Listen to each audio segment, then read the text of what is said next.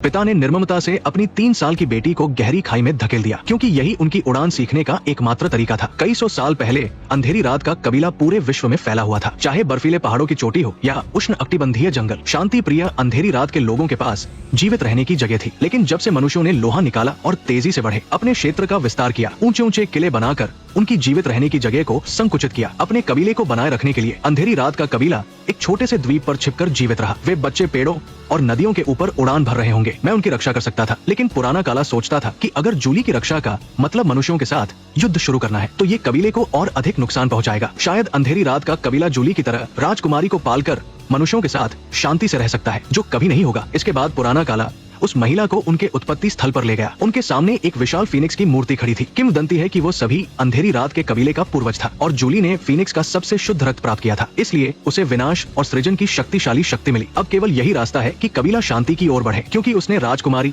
और जादुई प्राणियों को सामंजस्य में देखा। उसका मानना था कि यही सबके भविष्य का रास्ता है। उसने अपनी पक्ष चुन लिया। तभी युद्ध समर्थक समूह से खबर आई। रानी ने पहले से ही अग्रिम टुकड़ी भेज दी थी, जो उनके क्षेत्र की सीमा पर उन्मत्त रूप से टो ले रही थी। जूली ने ये सुनकर तुरंत घोंसला छोड़ दिया, आक्रमणकारियों को एक झटके में खदेड़ने की तैयारी की। लेकिन मानव सैनिक पहले से ही घात लगाए हुए थे। जूली की ओर लोहे की गोलियां दागी। संकट के समय पुराना काला ने अपनी जान जोखिम में डालकर उसे बचा लिया और अनियंत्रित रूप से नीचे गिर गया। फिर भी खतरा टला नहीं था। सैनिकों ने तेजी से गोलियां भरकर दूसरा हमला शुरू करने की तैयारी की। जूली ने जल्दी से जादू करके लकड़ी का सुरक्षा कवच बनाया। साथियों की आड़ में बेलों को नियंत्रित कर जवाबी हमला शुरू किया। हालांकि एकजुट होकर उन्होंने दुश्मन को हराया, लेकिन पुराना काला गंभीर चोटों के कारण बेहद कमजोर हो गया। जूली ने अपने गुस्से को दबाकर उसे सांत्वना देने की कोशिश की, लेकिन युद्ध समर्थक समूह ने महिला के चेहरे पर संकेत देख लिया। तुरंत वापस जाकर सेना को संगठित किया, मनुष्यों पर बदला लेने की तैयारी की। पुराना काला ने अंतिम समय में जूली को सलाह दी कि उसे अपने दिल की सुननी चाहिए। उम्मीद की कि वो आखिरी क्षण में सही निर्णय लेगी। फिर उसने अपनी सारी शक्ति जूली को दे दी। शांति की सुंदर आकांक्षा के साथ इस दुनिया को छोड़ गया। लेकिन उस पुरुष की मृत्यु ने जूली में मनुष्यों के प्रति नफरत जगा दी। एक सदी का युद्ध शुरू होने वाला था और इस समय रानी ने जादुई प्राणियों के विनाश की योजना शुरू कर दी। उसने राजकुमारी के विवाह की खबर का उपयोग करके जादुई वन के सभी प्राणियों को